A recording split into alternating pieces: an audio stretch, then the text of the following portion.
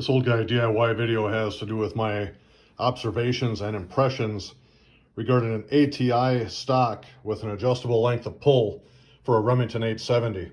A friend recently got this and asked if I would put it on his 870. I said, sure, do you mind if I make a video? He said, no, do what you need to do. So I've pulled this thing apart. When you look at the components, this appears to be some type of metal that actually mounts to the back of the 870. Then it has this little wedge-shaped piece that comes into the pistol grip. So you get nice positive lock up there. So those two pieces mate together. And then there's a little screw that comes up from the bottom. It's this little guy right here. And that holds this little sandwich down. So that's nice and robust. And then I was wondering, when you look at the magazine tube, would this thing fit regular mil-spec stuff that you have on an AR, for example? And the way the tube is designed, it has that machined out so it'll accept the threads. And this end has a solid piece.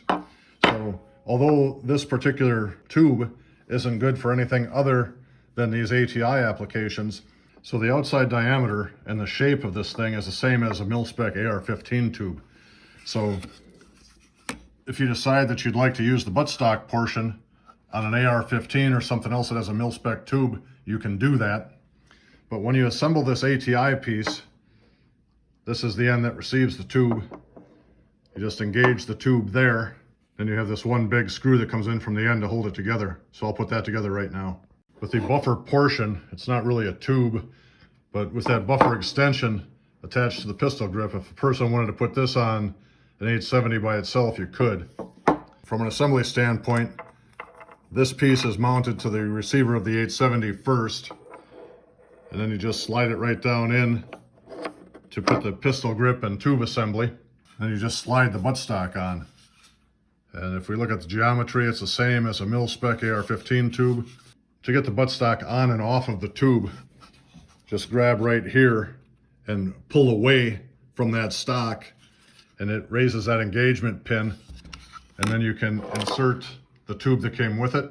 Or if you choose to put it on an AR, here's a mil-spec AR buffer tube, and I'll insert this on there just to show you that it works. This is what it looks like mated to a buffer tube from an AR-15. And the mil-spec tube is really nice and tight, so there's no way a commercial tube would fit. This particular stock also has an adjustable comb. So the comb just slides on there, and it has screws that are supposed to lock the adjustment in place. And my buddy got this thing from a website that rhymes with Fun Joker. So the screws are missing. He'll probably just contact ATI and ask for some screws or ask for the size and pick them up at the local Ace Hardware. But in summary, looking at this thing, it's a very heavy-duty, solid piece of equipment. And it's much nicer than the plastic ATI stuff I've seen over the last 20 years. I think he'll be happy when this is on the 870. And if he chooses to use that stock and the generous recoil pad on an AR platform, maybe shooting a 450 Bushmaster or something, that may also work out for him. This is what it looks like with the adapter attached to the 870 receiver. Now I'll just slide that pistol grip on from the end. This is what the stock assembled to the gun looks like in his application. So in summary, it feels like a very robust, comfortable stock, and I think he'll be happy once he shoots it.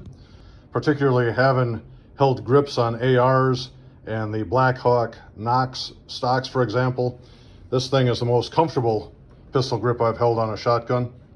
I hope this video was of value to you. Thanks for watching, and have a great day.